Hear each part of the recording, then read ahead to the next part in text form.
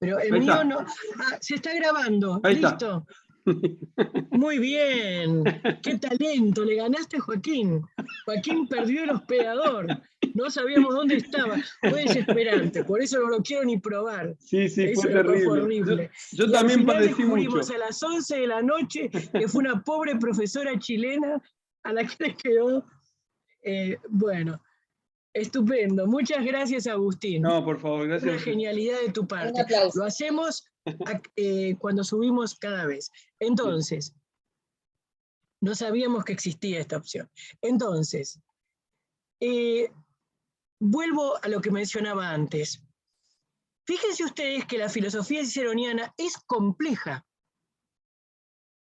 porque Cicerón tampoco es reductible a sus fuentes. Y ustedes tienen que también volver a ser presente de sus conocimientos filosóficos previos. Esta es toda una unidad a la que yo dedico a lo que voy a decir ahora, ¿no? Con mis alumnos de historia de la filosofía medieval, y es a hacernos conscientes de que nosotros no tenemos ya en el siglo I antes de Cristo o finales del siglo II antes de Cristo o incluso siglo III antes de Cristo, ya no tenemos Platón puro, Aristóteles puro.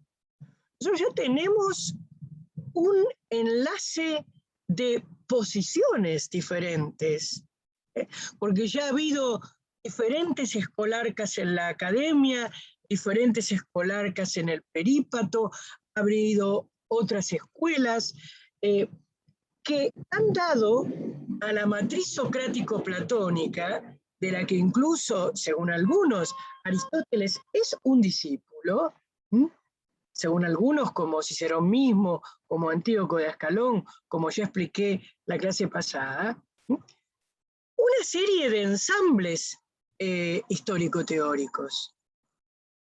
Entonces nosotros tenemos que romper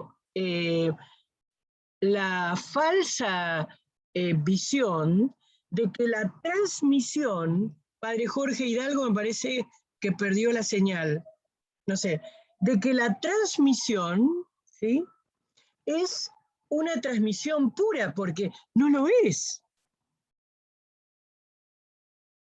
Lo que nosotros tenemos son mediadores de transmisiones. Lo que traté de mostrar el otro día, Cicerón es un mediador, en ese sentido es un transmisor, indudablemente. Lo que él rechaza es ser un mero transmisor, que es otra cosa. Y eso complejiza los textos ciceronianos mismos. Porque el corpus de escritos ciceronianos es grande y es el vehículo de transmisión patrístico y medieval junto a la tradición platónica, junto a la tradición neoplatónica, junto a la tradición aristotélica. No sé si voy bien hasta aquí. ¿Me estaban haciendo otra pregunta o era solamente la de grabación, Agustín? No, Laura, no. Bien, no sé si voy bien hasta acá. Ahora, el problema es que, como traté de mostrar el otro día, una de las grandes confusiones en la concepción de la ley natural, esto es muy importante no solo para los de filosofía, sino también para los abogados, para los cultores del derecho, es que no hay que confundir los rasgos propios que ha tenido esta tradición según sea la fase en la que la ubicamos. Si ustedes me preguntan, ¿el medioevo recibe la tradición estoica de la ley natural? Yo tengo que contestar rotundamente no. Decir que el medioevo es receptivo de la tradición estoica de la ley natural es un error histórico teórico. De lo que los padres de la Iglesia y el medioevo son receptivos es, por lo menos, de la tradición ciceroniana de la ley, que supone complejidades y rasgos propios.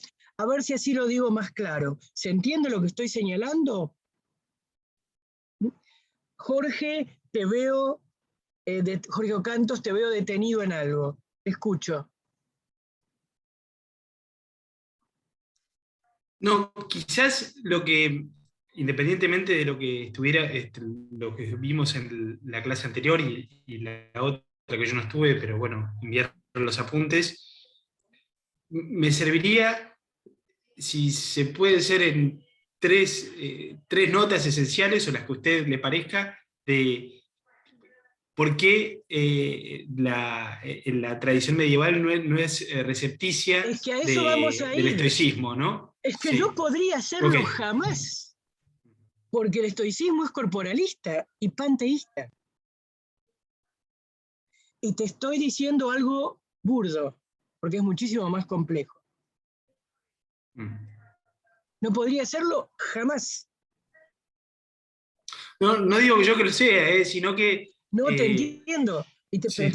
contesto del modo más simple que puedo. Porque esta identificación, physis, logos, nomos, naturaleza, racionalidad, ley, en el primer estoicismo, ojo, porque ahora después voy a hablar de Séneca, que es otra cosa. En el primer estoicismo, con todo lo que busqué explicar en esa clase, presupone una identificación de la naturaleza con una racionalidad que es Dios mismo. Y Dios se identifica con el cuerpo y es cuerpo. Todo esto ya lo expliqué en una larga clase, ¿no? Bien. Ahora, la clase pasada, nosotros ya tratamos de discernir que hablar de finalismo de la naturaleza, como podemos hacerlo en Aristóteles, sin problemas, y hablar incluso de la potencialidad perfectiva de la naturaleza, como podemos hacerlo en Aristóteles, no es lo mismo, y cuando digo no es lo mismo no quiero decir ni que sea contradictorio ni que no sea compatible, digo, no es lo mismo que decir que hay un finalismo normativo de la naturaleza que es perfectivo. ¿Por qué? Porque en Aristóteles la naturaleza es perfectiva, pero no es normativa. Hablar de un orden intrínseco no es lo mismo que decir que ese orden está prescripto intrínsecamente como ley. ¿Voy bien? ¿Hasta aquí o no? Padre Jorge.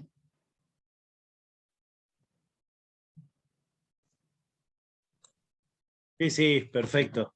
Muy bien, muy bien. Y esto es muy importante, también lo digo en terreno jurídico, porque la tradición de la ley natural no tiene su antecedente más importante en Aristóteles.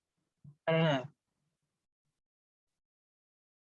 Aristóteles no sostiene la tradición de la ley natural. Aristóteles sostiene una tradición de un finalismo natural perfectivo, potencialmente íncito en la naturaleza, que conlleva un orden teleológico, pero no es lo mismo hablar de un finalismo perfectivo íncito en la naturaleza que hablar de una ley implícita en la naturaleza, que es de lo que habla la tradición ciceroniana, y lo que va a recoger en una sinergia que estudiaremos entre Aristóteles y Cicerón, la tradición de los maestros de París. Jorge, te escucho.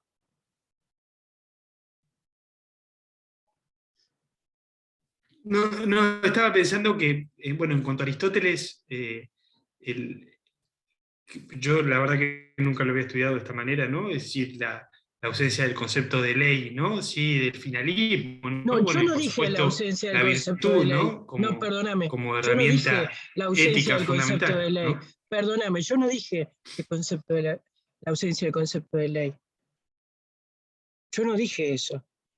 Yo dije que en Aristóteles no hay ley natural.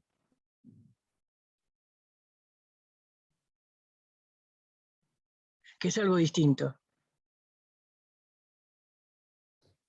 Lo que hay en Aristóteles es el concepto de lo justo natural. Pero Aristóteles no dice que lo justo natural es ley natural. Veremos quiénes lo dicen, que son intérpretes de Aristóteles, que no es Aristóteles. Yo no digo que esté bien o que esté mal, digo que eso no lo dice Aristóteles. Yo sé que lo que te digo, por eso lo recalco, es lo que probablemente no escuchaste en la Facultad de Derecho. Diciendo, no solo yo, sino una biblioteca detrás mío, que no soy yo, sino autores importantes sobre este tema. Por eso digo, ¿sí? Que, hola Alejandro, buenas tardes, que es muy importante comprender, estamos en un punto que te va a interesar acá con Jorge, y es que es muy importante comprender, sobre todo en sede jurídica, que en Aristóteles no hay ley natural.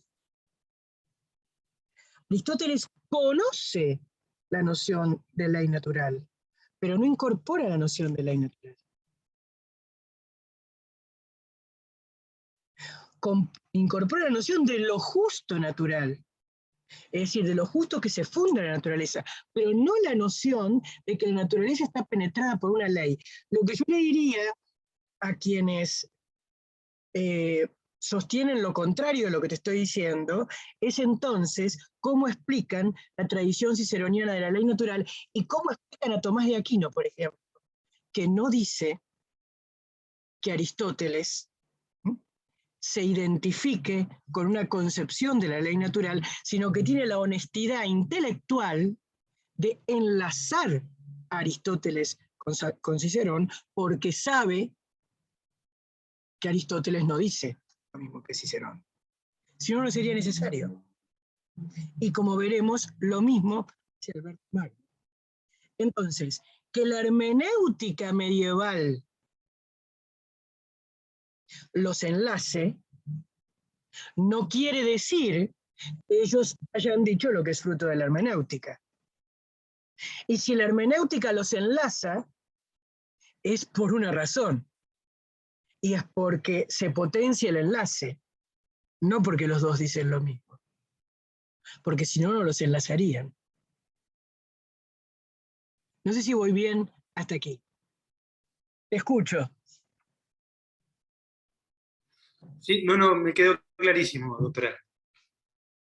No sé si soy clara, ¿no? Sí, Yo lo sí, enfatizo porque esto es muy importante y es muy importante comprenderlo para entender en sede jurídica la noción del natura e ius. Porque si no, no la van a poder comprender en sede jurídica y no van a poder responder a la falacia naturalista, a la acusación de falacia naturalista si no comprenden la mediación ciceroniana. Lo que aquí es decisivo es la mediación ciceroniana, no Aristóteles, porque Aristóteles no desarrolla este tema, lo desarrolla Cicerón.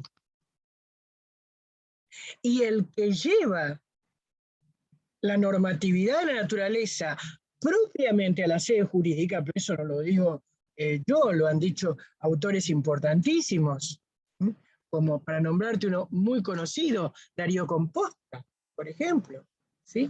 Los que han dicho esto son justamente autores que han reconocido a Cicerón la reelaboración de la tradición de la ley natural en una proyección filosófico-jurídica. El que lo hace es él. No sé si soy clara. ¿Que son conceptos no frecuentados? Sí, pero eso responde a otras razones. No sé si soy clara. Bien, esta no es una tesis, además, antojadiza mía. Para profundizarla, tenés Mi naturaleza y vida moral, Marco Tulio Cicerón y Tomás de Aquino, está en Biblioteca de UCA. Yo no puedo regalarte ninguno, pues está agotado, que fue publicado por UNSA, ¿sí? En donde desarrollé todo este tema ampliamente y después en numerosos artículos que voy a entregarles, ¿no? Parte de los cuales hoy, en la segunda parte de la clase, vamos a examinar en uno que me pareció el que mejor expresa esta síntesis, ¿no? Pero si los juristas comienzan por no aceptar que aquí el decisivo no es Aristóteles sino Cicerón, tampoco van a entender a Ulpiano, ¿eh?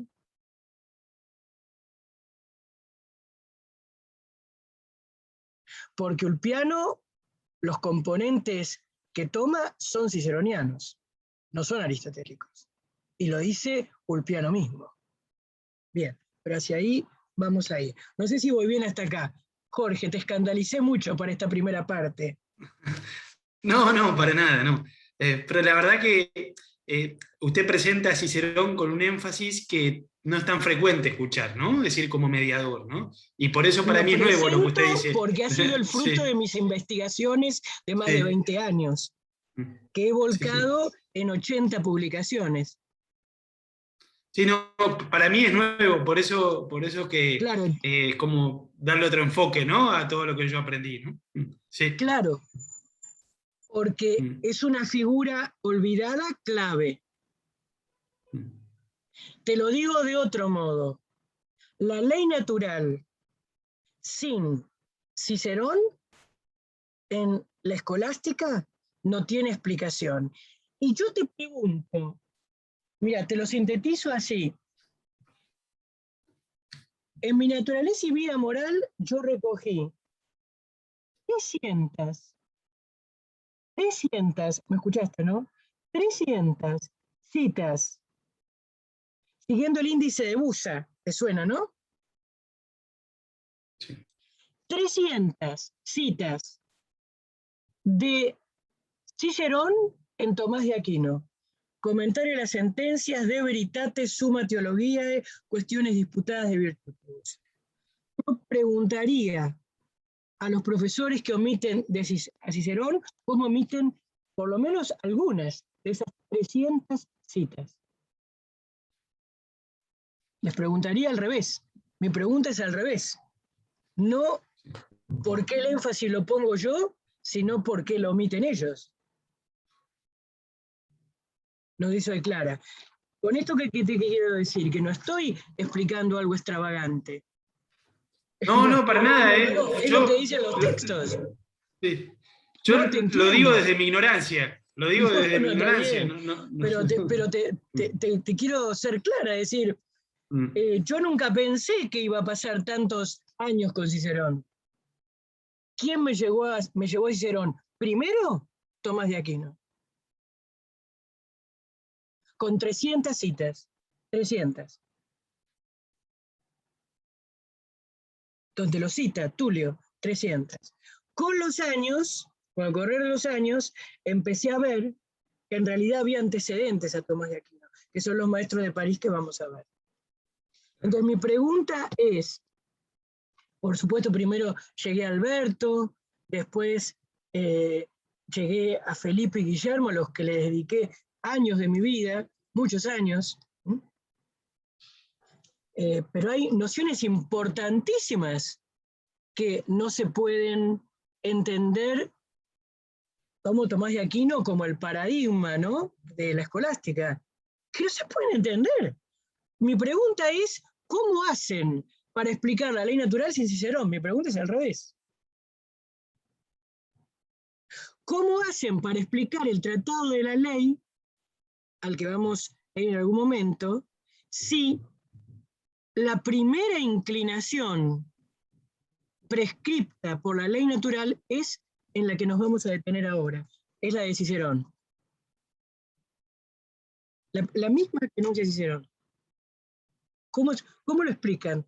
¿De dónde la saca Tomás de Aquino? Porque en Cicerón no está. En Aristóteles no está. No sé si soy clara, ¿no? Sí, sí, sí, está clarísimo. Agustín. Sí, doctora, está claro. Yo esta conversación de alguna forma ya la tuve en forma personal con usted y ya me lo Sí. advirtió en su momento. Y bueno, estoy como sí, deseoso de seguir adelante con esto porque me parece muy, muy valioso, ¿no? Alejandro, ¿algún comentario? Vos que también venís de sede jurídica.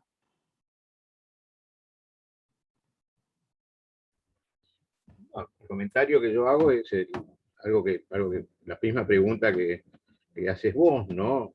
Es decir, ¿cómo se enseña este concepto de ley natural sin profundizar a Cicerón, ¿no? Nosotros venimos por ahí de una enseñanza donde Cicerón es reemplazado por Aristóteles. Cicerón prácticamente no es un autor al que se le atribuya, ¿no?, esa importancia, ese protagonismo que vos remarcás, ¿no? Y remarcás con fundamento, ¿no? No es que sos una fans de Cicerón, ¿no? Sino que sin leer tu obra, es muy difícil encontrar otro autor, por lo menos en nuestro medio, ¿no? Es decir, donde se lo ponga Cicerón como mediador de la forma que lo has estudiado vos, ¿no? Y por eso creo que uno de los primeros sorprendidos hace muchos años he sido yo, ¿no? Y veo que sigue causando esa sorpresa porque, no sé, me parece que hay una simplificación, ¿no?, en la enseñanza, sobre todo en el mundo jurídico, ¿no? Gracias, Alejandro. Es verdad, Alejandro es uno de los primeros impresionados ya hace muchos años por la figura de Cicerón. Entonces, Jorge, tenés todo el derecho de impresionarte ahora vos. Tenés tiempo para impresionarte con todo escándalo. Agustín ya confesó que se escandalizó antes, Alejandro muchos años antes, así que vos escandalizate tranquilo. Bien, pero yo lo subrayo por esto, para que adviertan, porque si no, reitero, lo vamos a encontrar ahora a Guillermo enlazando a Cicerón directamente con Ulpiano, con toda la razón del mundo, y no se va a entender por qué hace eso si nosotros no entendemos a Cicerón. Entonces, esta pregunta que vos te haces, Jorge, yo me la hice. ¿Y por qué citan tanto a Cicerón? Cicerón yo no lo había estudiado nunca cuando tenía 24 años. ¿Y esto de dónde? ¿Por qué Santo Tomás reposa en sentencias ciceronianas, ¿no? Tesis tan importantes. ¿Para qué? ¿Acaso no tenía Aristóteles? Bueno, con muchos años, con más de 2 décadas de trabajo en CONICET, logré discernir los componentes de por qué esto es así. Al principio yo no lo sabía, igual que vos. Pero como sé que esta pregunta existe, y sobre todo en sede jurídica, es muy importante tenerlo presente. Y me atrevo a decir que es falso sostener que Cicerón es, respecto de Santo Tomás de Aquino, una fuente menor. Eso ya no es que queda mal decirlo delante mío, eso queda mal decirlo delante de cualquier estudioso europeo. Eso es imposible, porque ha habido todo un movimiento revisionista de la figura, y norteamericano, ¿no? Revisionista de la figura de Cicerón, que ha comenzado a fines del siglo XIX, principios del siglo XX, que ha hecho, y de todo el helenismo, ¿no? O sea, el hecho de pensar que la filosofía antigua termina en Aristóteles, o sea, eso no existe más, imposible, en los estudios contemporáneos serios sobre estos temas, ya eso no se puede sostener, ¿no? De manera que los invito por eso a abrirse a una perspectiva nueva y distinta de estas consideraciones en función de las fuentes. Te reitero, lo que vamos a trabajar, por eso les dije, este es un taller de fuentes, son los textos. Es Guillermo el que nos va a llevar a enlazar a Ulpiano con Cicerón y con Agustín. Es Guillermo, no soy yo que soy extravagante. ¿Sí? No sé si me explico. O que quiero ser novedosa, o que quiero darle importancia a un autor que no la tiene para decir algo distinto. No. No lo hubiera hecho, me hubiera parecido algo vano, no, no lo haría. Bien, pero más allá de mis declaraciones, quiero ir a los textos. ¿Sí? Bueno, fíjense ustedes, comparto entonces. A ver, ¿por qué no me deja? Ahí está. Volvemos al texto de la clase pasada y No nos muy convendría, rápidamente... perdón Laura, ¿no nos convendría salir y entrar? Ah, va a cortarse, sí, gracias Sí, Alejandro. porque 2 Me minutos parece olvidé, que tenemos. sí, cortamos y entramos. Menos tenemos, 1 minuto y medio. Entonces, en este minuto, ¿alguna pregunta? ¿Alguna cosa? ¿Algún comentario, padre Jorge? Sofía, Fabiana, Walter. No, yo también me admiré con sus comentarios de Cicerón, ya se lo he dicho antes, y sobre la ausencia del concepto de ley natural en Aristóteles, ¿no? Pero me parece todo muy, muy interesante. Bien, bajamos y subimos entonces.